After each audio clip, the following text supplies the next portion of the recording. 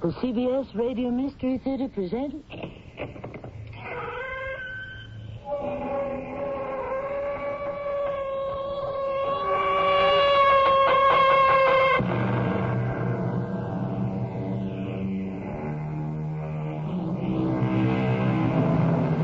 Welcome.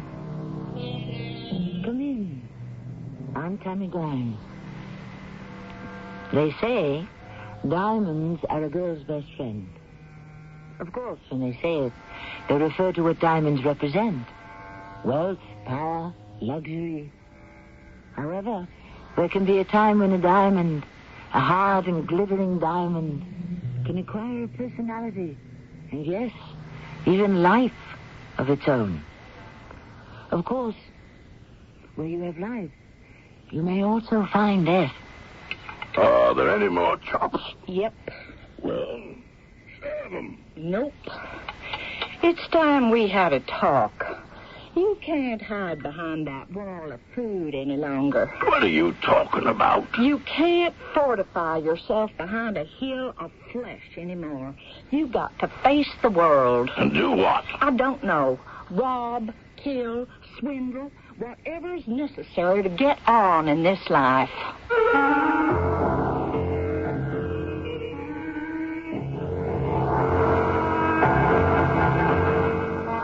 Our mystery drama, Diamond Doughty, was written especially for the Mystery Theater by Sam Dan and stars Terry Keane. And I'll be back shortly with Act One.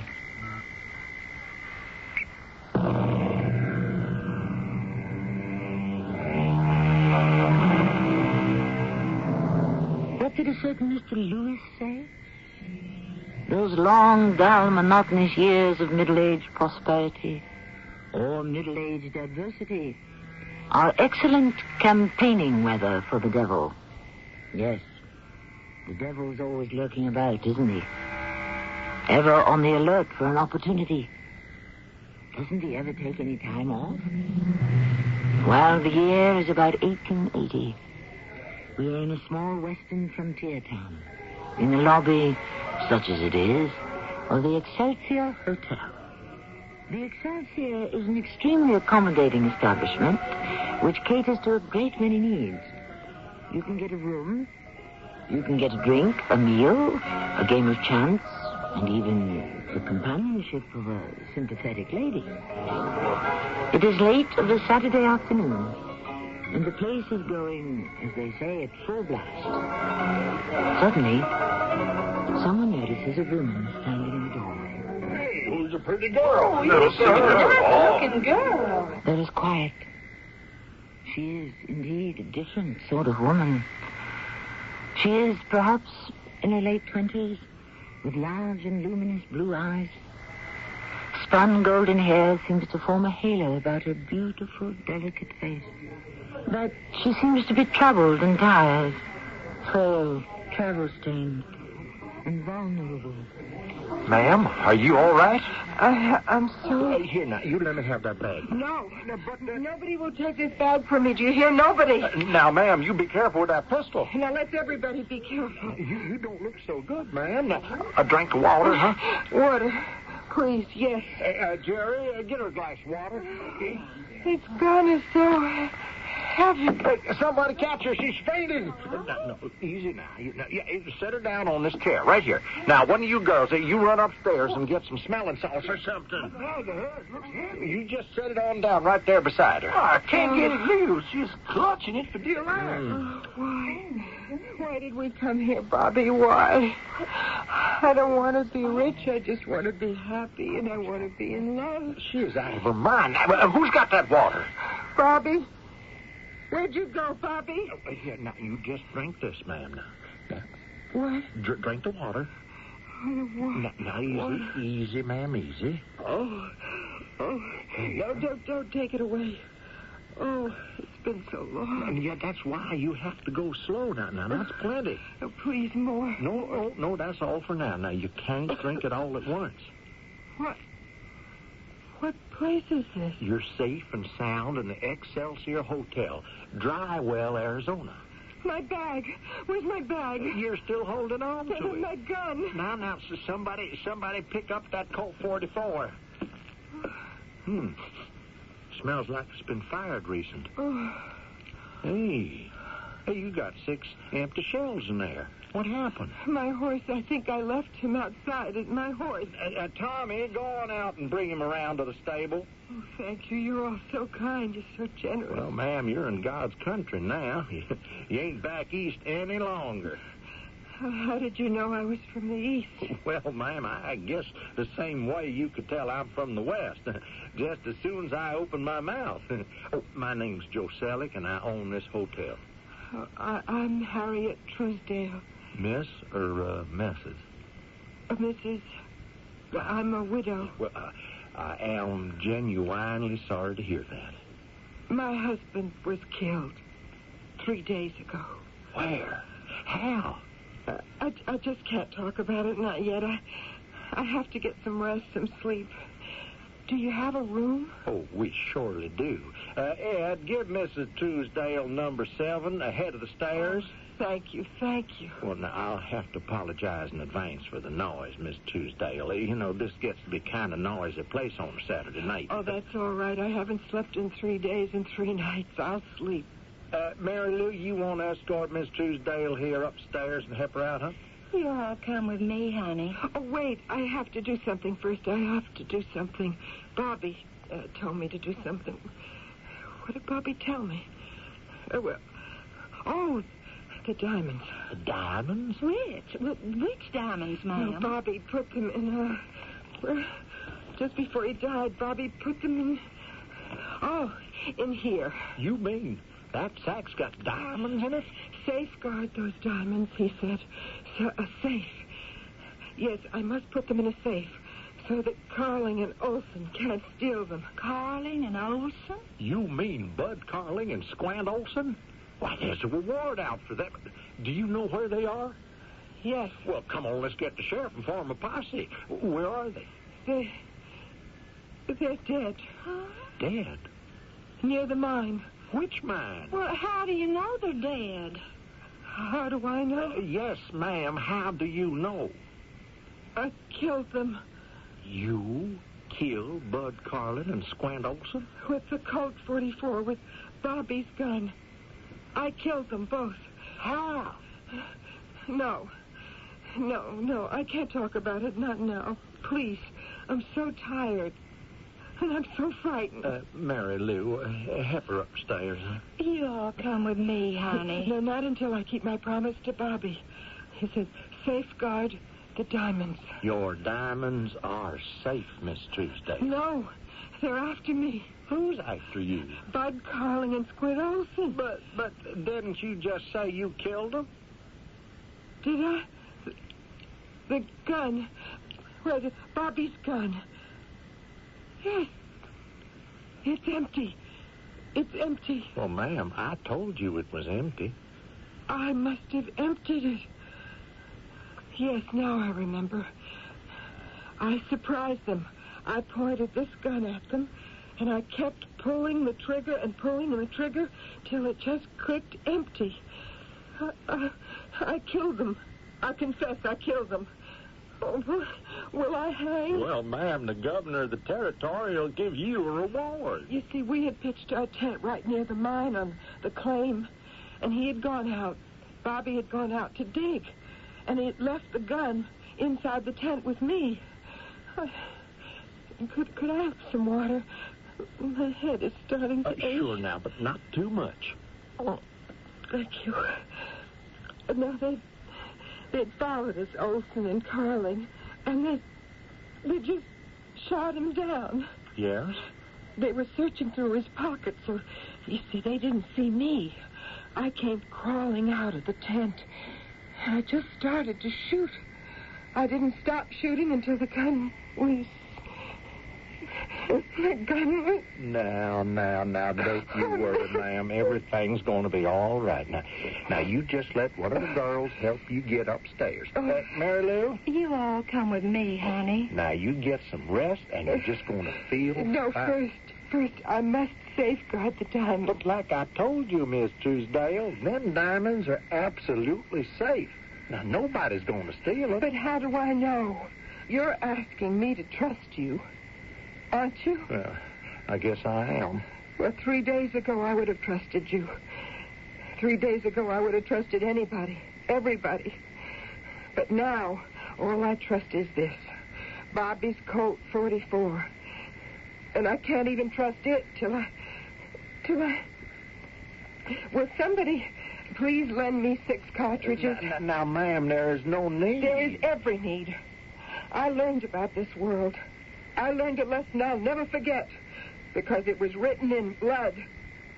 Now, will somebody sell me 6 cartridges? Well, all right, I'd consider it an honor, ma'am, if you'd take him from me. Oh, thank you, sir.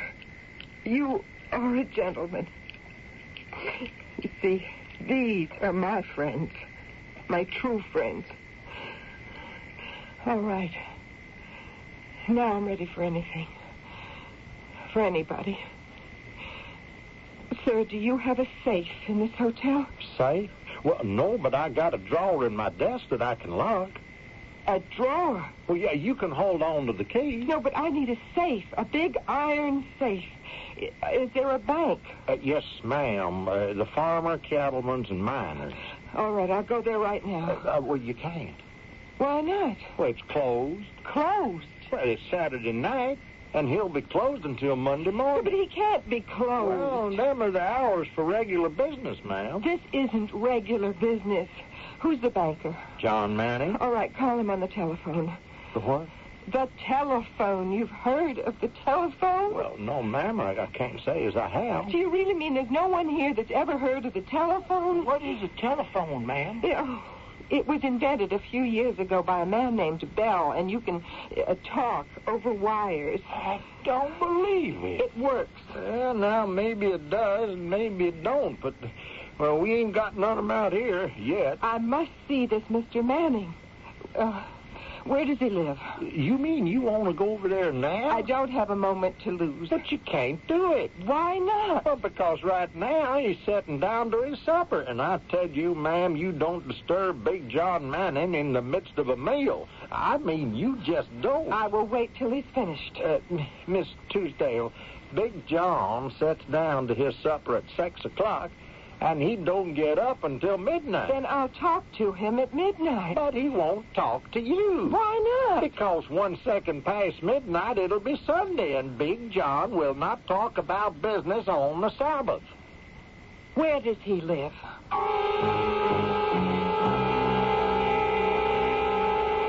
That's the house. Now, we'll see. Ma'am, you just listen to me. Now, Where's the doorbell? Oh, here. Ma'am, you just hadn't ought to be doing this. Yes. Is this the home of John Manning, the banker? Well, yes. But it's Joseph Selleck and Tom Bowen and Hank and... But the whole town's here. Why? Is Mr. Manning in? I have business to transact with him. Oh, no. He will not talk about business at home. Will you tell him it's a matter of life or death? I can't tell him anything. Not while he's eating his supper. Are you his wife? Yes, ma'am. But even I won't disturb him while he's digesting his food. You won't? Well, I will. Now, ma'am, you can't come in. Please, ma'am. Step aside. Please. Now, you can't go in there. You can't. Mr. John Manning? No. Who are you? Well? Oh, excuse me, sir.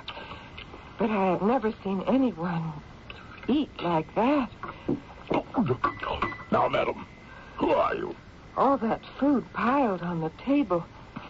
It's only set for one. Madam, what is your name?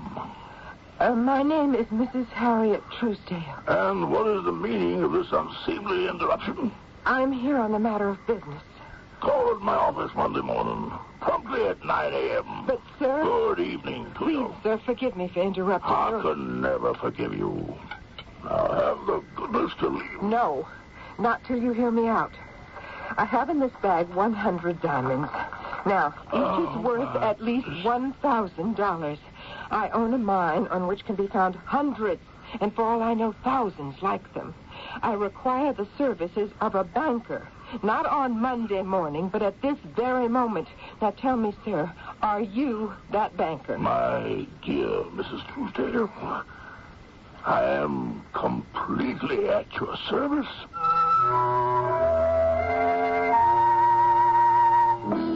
Of course. They say money talks, but diamonds shout. Our Mrs. Harriet Truesdale came into Drywell, Arizona one evening alone, frightened and friendless. 2 of those conditions have already been altered. While she still may be frightened, she is obviously no longer alone and friendless. But other changes are in store, quite a few, and some shall occur in Act 2 shortly.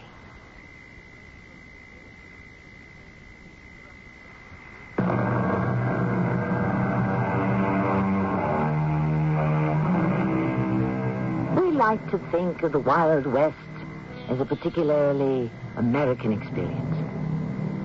But wasn't it really a variation on an older theme, with its heroes and heroines, good guys and bad guys? Wasn't it all very much like the days of chivalry in Europe? While the Hotel Excelsior in Drywell, Arizona could hardly be mistaken for the court of King Arthur, still, wasn't Mrs. Harriet Truesdale a damsel in distress? And wasn't every silver miner and cowboy willing and anxious to be her champion? What is it you would have me do for you, Mrs. Truesdale? Mr. Manning, I want you to place these diamonds in your safe at once. My dear Mrs. Truesdale, your slightest wish is my strictest command.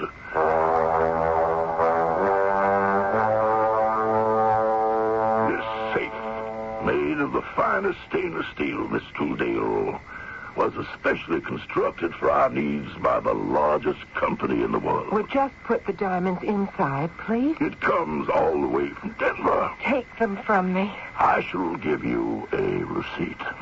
Please, let me see you place them in the safe and lock the door. Of course, a receipt is hardly necessary, since the whole town is outside, gaping and gawking at this transaction. Put them away, please. Yes, of course. And now the door. That could withstand the volley from a battery of howitzers shall swing shut. The lock, to which only I know the combination, is turned, and the deed is done. Oh, Bobby. Bobby, darling, I did just as you told me. Oh, now I simply must just sleep. Sleep. Mary Lou, now you and the girls, now you take her back to the hotel and put her to bed. You all come with me, honey.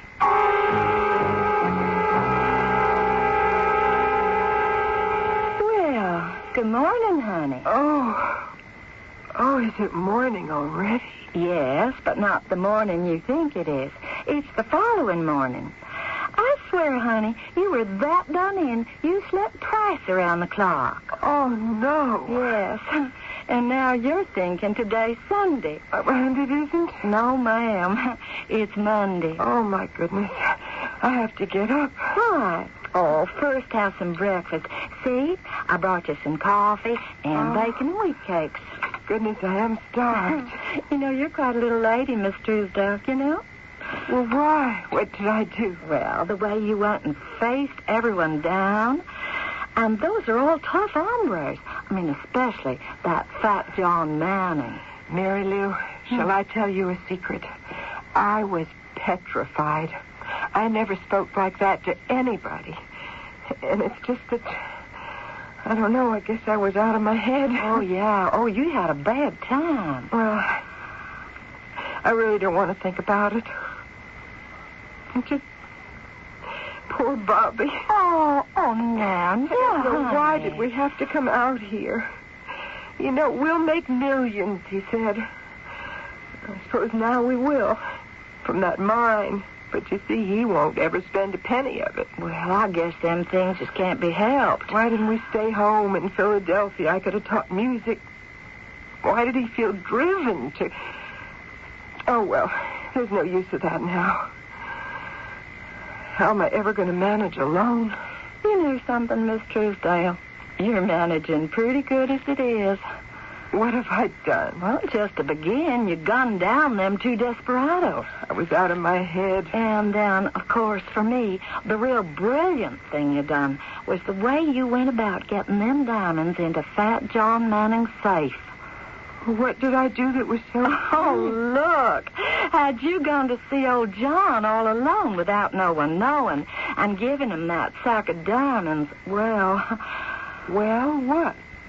He might have stolen them from you. Stolen? Are you saying he's a thief? Well... Is he or isn't he? Well, it ain't always that clean cut. But he's such a honorable-looking man. Huh? Looks. Oh, and that Joe Selleck. He wouldn't mind trying to find a way to separate you from them diamonds neither. I find that impossible to believe. Listen, anything you can think of ain't impossible.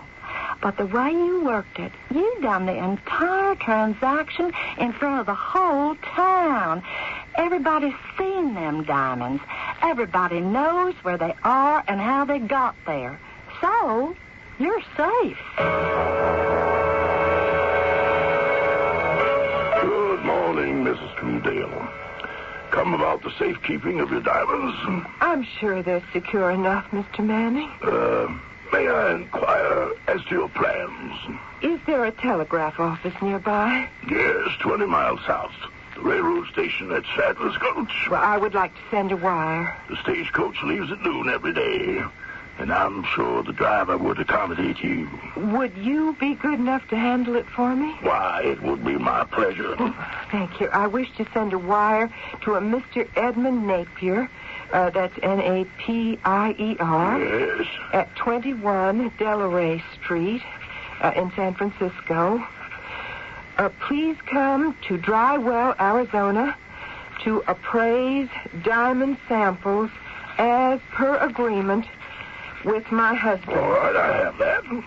I'm sending $500 for expenses and partial payment of fee. Oh, and signed Harriet Tuesday. Very well.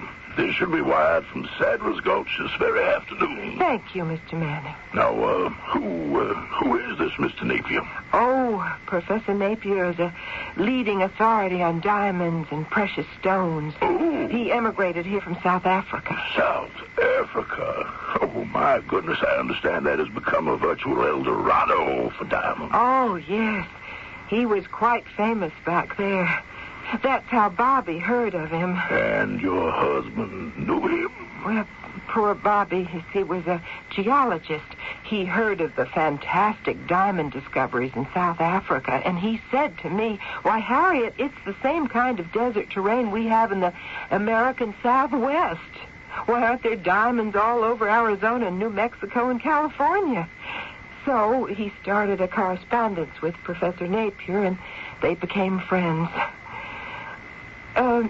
How long should it take the professor to arrive from San Francisco? I'd say a week, perhaps less. I hope the time won't hang heavy on your hands, Mrs. Truedale. Well, it doesn't really matter. Without Bobby, there isn't any time. Are there any more chops? Yep. Well, serve them. Nope. What are you saying, Jessica? I'm saying it's time we had a talk, John. About what? About the future. What about it? Well, from where I'm sitting, it looks as if we don't have one. Jessica, what has gotten into you? I never heard you talk like this. I know, it sounds strange to me, too, but it has to be said. John, we are on our way to the poorhouse. Jessica, are you feeling well? I'm overstating the case, but not by much. You and Joe Selleck, the two of you, you bet on Dry Well. You've already lost that bet. The railway went to Sadler's Gulch. Now, see here, Jessica. One by one, the silver mines are playing out. There's not enough grass for cattle or even sheep. There's not enough rain for farming. In 10 years, maybe less, This is going to be a ghost town. Jessica, you are unnecessarily alarmed. You took all my money, John. You invested it in this town. Well, this town is doomed. Well, you have absolutely no idea about how business should be run. And will you please bring out the rest of the chops? Nope. Nope. You can't hide behind all that food any longer. It won't protect you. No, sir. Not when the crash comes. So what are you going to do? Well, what can I do? There's a fortune in diamonds in your safe. Now, what plans do you have for them? What plans could I have? You mean you haven't even thought about it? Yes, I've thought about it. And? Nothing. What about Joe Selleck? What ideas does he have? I haven't said anything to Joe Selleck. Has he said anything to you? No. Well, don't you think it's time the two of you started talking? About what? Somewhere. Not far from here. There's a field or a mine that's full of diamonds. Now, why can't you get your hands on them? I am trying to think. Well, think faster. Think harder. Who do you have to outwit? Some silly little slip of a woman?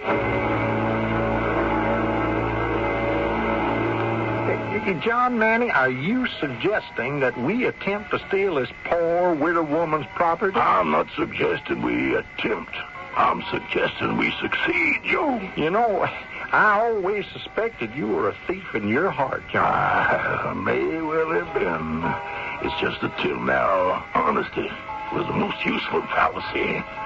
But the fact is, if we do not succeed in separating this lady from her property, we will not survive. Well, I'm game. Just tell me how. There must be a key to this thing somewhere. Good morning, Miss Truesdale. Good morning, Mr. Selleck, Mr. Manning. Why, good morning. Where are you bound for this beautiful morning, may I ask? I just thought I'd take a little ride.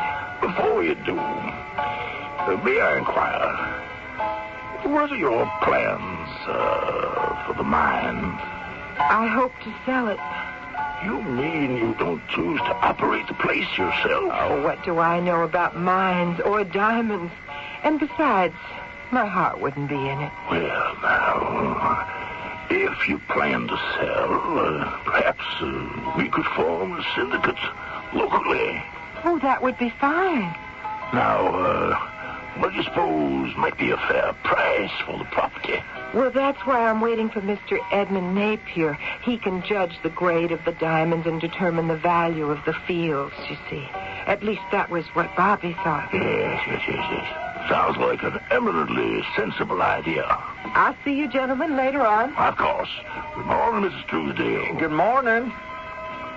Well, John, we better start thinking. I know. Now, the longer we wait, the harder it's going to be, especially after this Napier fella gets here and tells her how valuable the place is. What did you say? I know what you said. Of course. That's the key. What's the key? Napier. He's the key. He is? How? Now, look here. Suppose Napier were to look at the gems and say they were of inferior quality. Not worth the trouble. Yes. I suppose she would release the rights to the property for a song. But why should Napier come to such a conclusion? Well, he might, if we ask him to. Oh? You see, Miss Truesdale doesn't know this Professor Napier. She doesn't? She says she never met him. Her late husband only corresponded with him. I see. Then we could find a Professor Napier of our own, couldn't we? Oh, yeah, sure. Now, all we need is a very smooth confidence operator. And I have just the man in mind. Good. And I think I know where I can find him, too. Now, wait. What is it? Now, we may have a problem. Now, the real professor may show up in the middle of everything and spoil the show. That's impossible. I've already taken care of that. John Manning, I never knew you went in for any rough stuff. That wasn't necessary. He can't show up because I didn't send the telegram.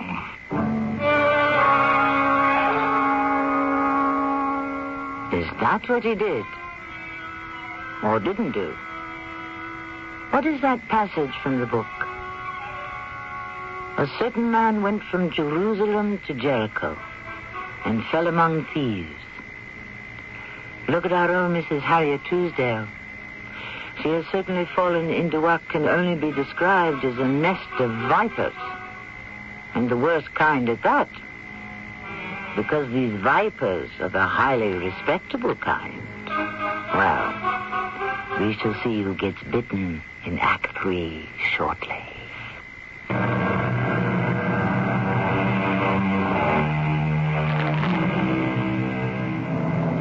Diamond cut diamond, said the playwright John Ford in a 17th century drama called The Lover's Melancholy. And we seem to be setting up just such a confrontation. Is Mrs. Harriet Truesdale about to be swindled out of her diamond mine? The odds would seem to be against the little lady. But most of the smart money also bet on Goliath against David. Now, who is our man going to be, John? A fellow named Harry, the actor. Oh, yeah? Well, he is an actor. He's down on his luck. And an actor is what we need. Someone who knows how to play a part. When can he be here? I'm going to Sadler's Gulch this afternoon to talk with him.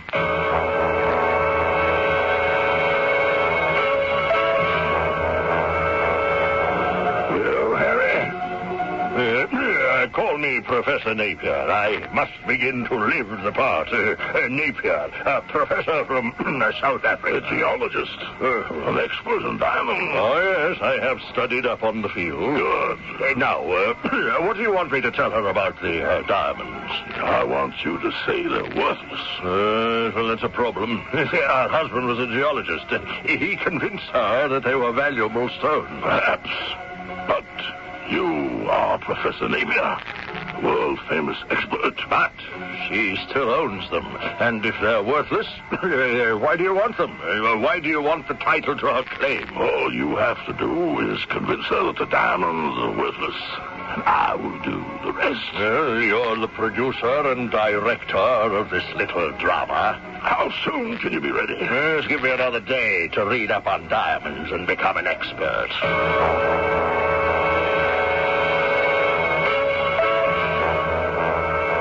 You asked me to come here, Mr. Yes, Manning? ma'am. Yes, ma'am. Please, Mrs. Truesdale, sit down.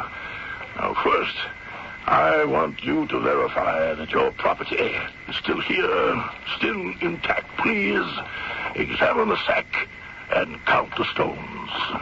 It all looks to be in order. Yes, everything is here. May I put it all back? Why, of course.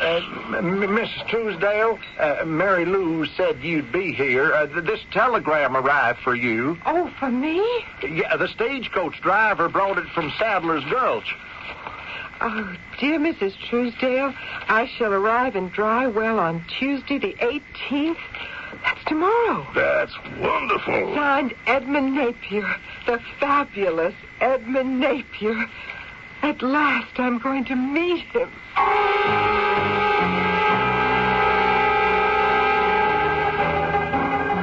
Mrs. Truesdale? Professor Napier. You're just what I imagined. Just as poor Bobby described you. And you, Professor, you look the way I had imagined, too. Oh, really? How? You look like a man who would sacrifice everything for love. Well, you flatter me. But you must tell me everything about Bobby. We never met face to face, but we wrote so much and said so much to each other. I felt we were such good and close friends. Well, there isn't much to say, Professor. He simply couldn't think of anything besides diamonds. Yes, I know. I'm that way myself. See, he was looking for a certain type of terrain, certain weather conditions, and he found the correct combination, staked a claim, and then we just came upon them. a field of diamonds. Oh. But a pair of desperados came across the trail. They attacked him and killed him. Oh, no. But they didn't notice me.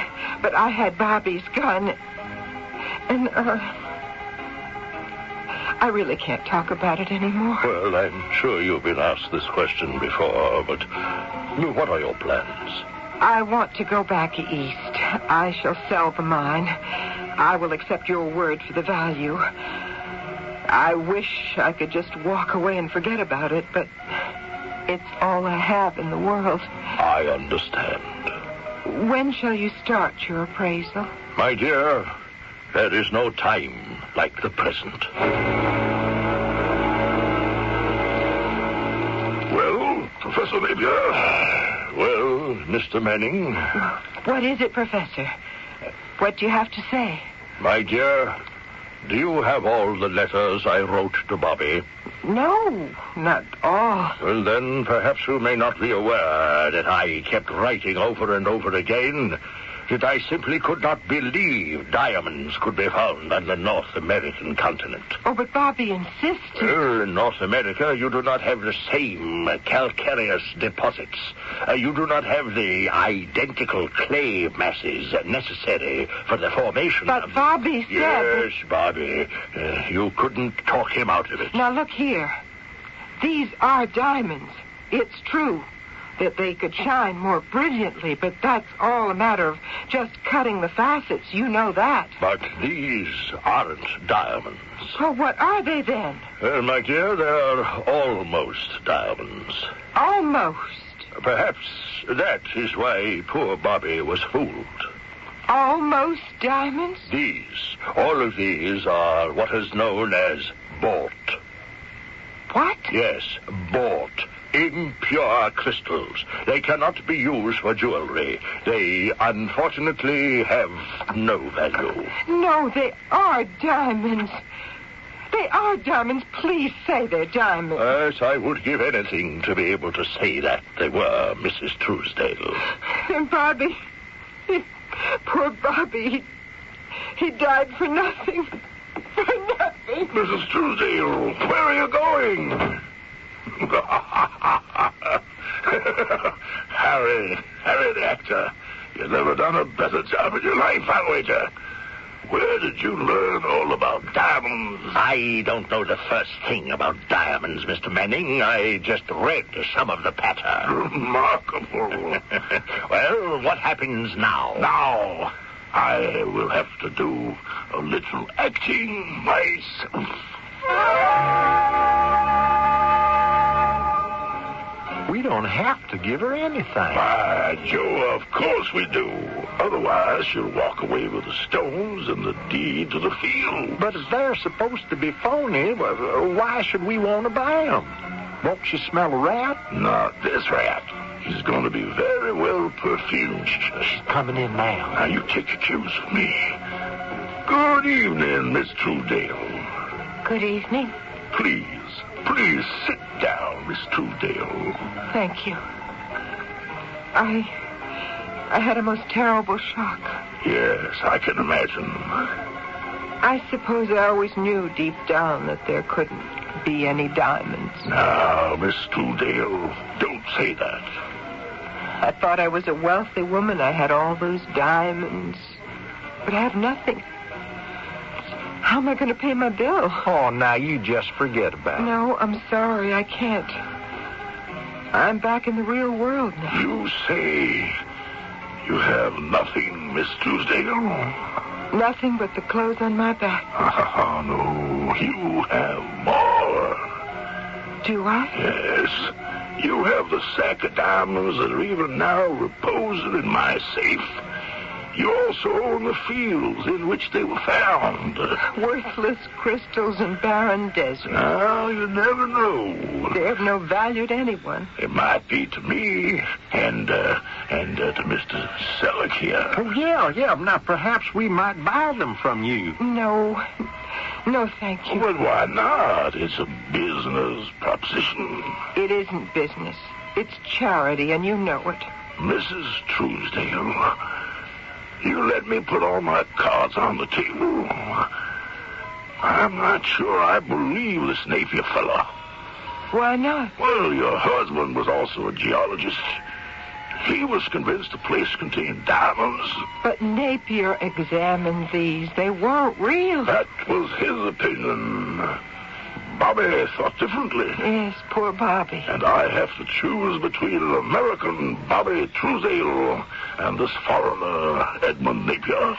Why don't we get another opinion? No, I don't think so. But why? I just want to get away from it. I hate it. I hate diamonds, the whole idea. Then sell it to us. We're willing to take a chance. Oh, please. We're serious.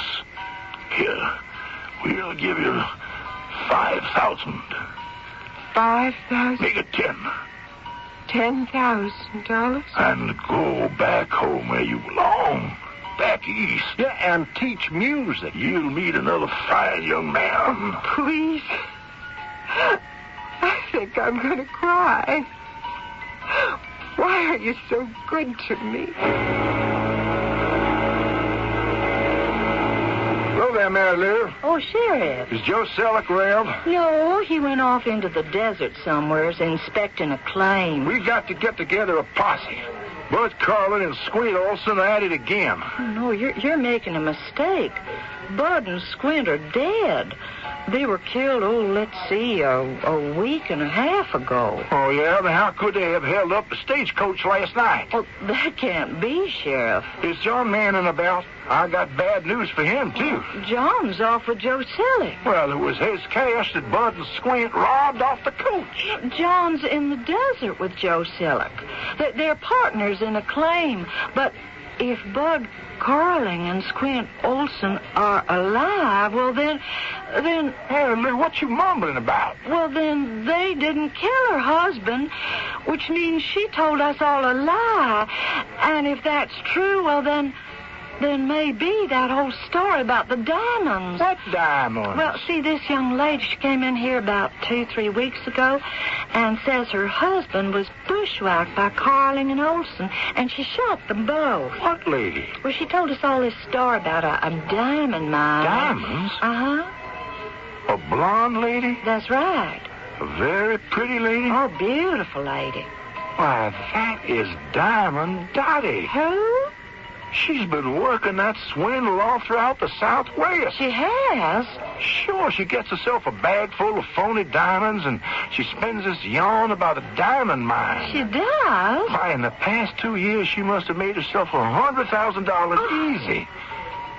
How much did Joe and John buy it for? Well, I hear $10,000. My goodness, how can grown men fall for such a swindle? Everybody knows there ain't no diamond mines in Arizona. Oh. Mary Lou, what you laughing at? Oh, Sheriff, here I thought folks might give a poor lady something from the goodness of their hearts. You just went and restored my flickering faith in human nature.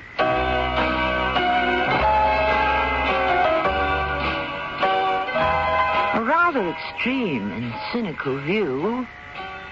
But after all, Mary Lou lived in rather extreme and cynical times. What's the biblical saying? I was a stranger, and ye took me in. Sometimes that happens all too literally. Well, you and I, we're not strangers, and we shall meet again shortly.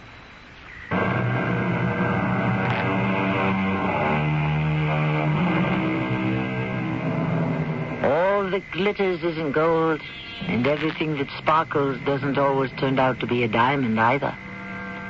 They say you can't cheat an honest man, but the problem is, where can you find one?